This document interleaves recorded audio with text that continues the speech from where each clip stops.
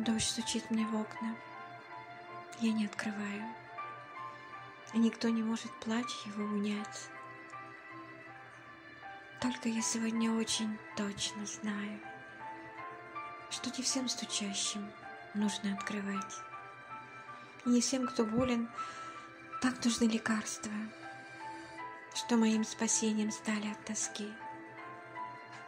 И порой нужно дать другим пространство, чтоб туда проникла капелька любви, чтобы проявились силы и желания, чтобы снова с жизнью в ритм войти и лад. Дождь стучит мне в окна, я не открываю. Он войти не хочет, он мне просто рад.